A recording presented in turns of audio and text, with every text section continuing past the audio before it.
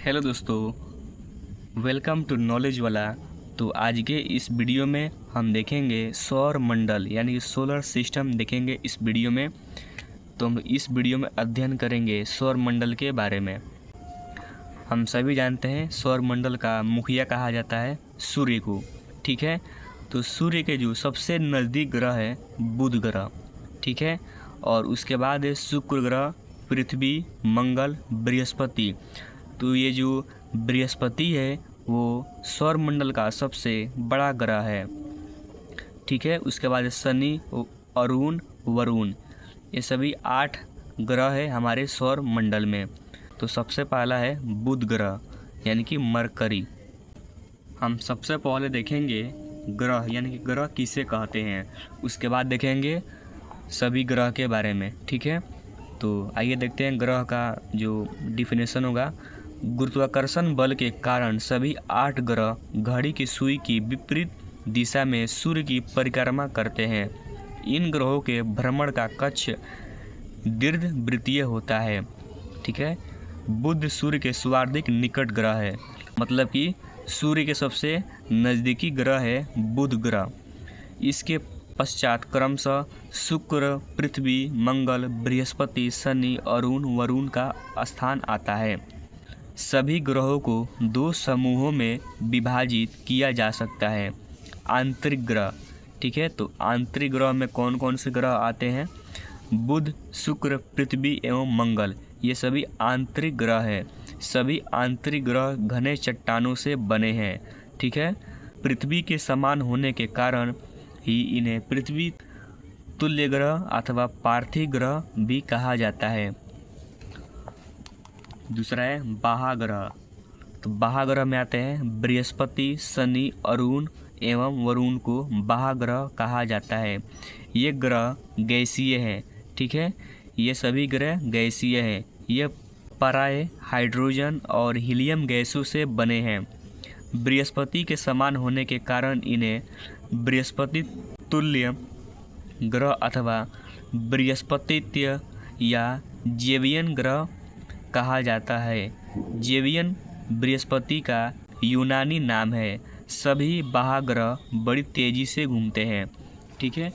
तो हम लोग ग्रह को 2 भागों में विभाजित किए हैं। पहला है आंतरिक ग्रह, दूसरा है बाह्यग्रह, ठीक है। तो इससे जो 4 ग्रह हैं स्टार्टिंग के सूर्य से, तो उनको हम लोग बोलते हैं चट्टान, यानी कि चट्टान से सभी बने हैं। बुध, शुक्र, पृथ्वी एवं मंगल। और इन जो ये सभी जो ग्रह हैं ये सभी गैसीय ग्रह हैं। बृहस्पति, शनि, अरुण एवं वरुण, ठीक है। तो हम देखेंगे बुध ग्रह के बारे में।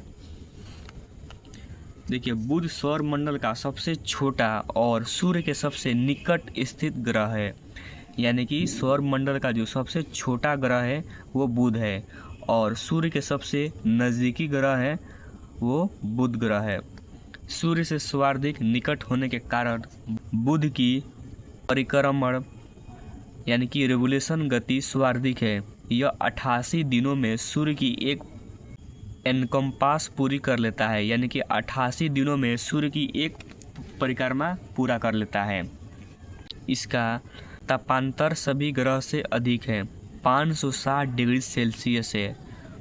बुध का एक दिन पृथ्वी के 90 दिन के बराबर होता है। बुध का एक दिन पृथ्वी के 90 दिन के बराबर होता है।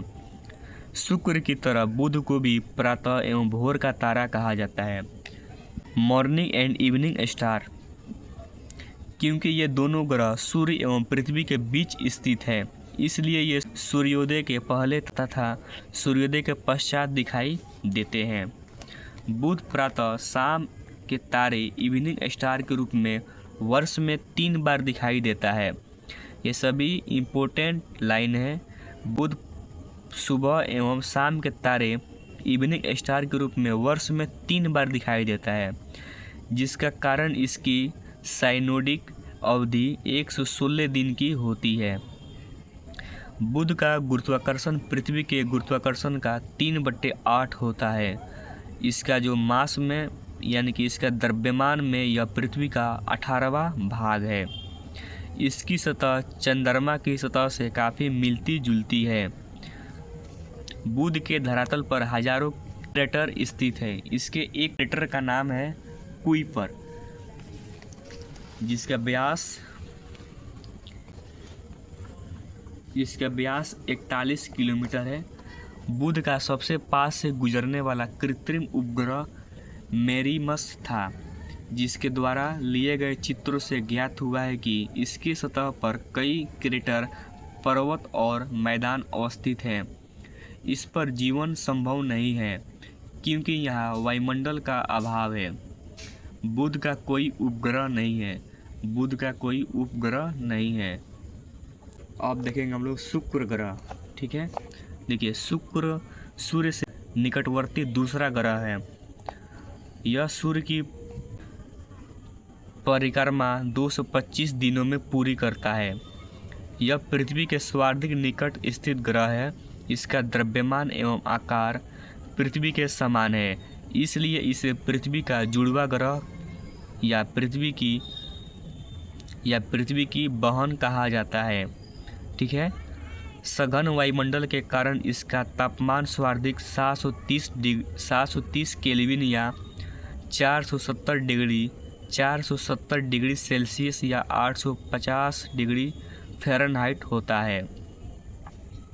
सौरमंडल का यह सर्वाधिक गर्म ग्रह है।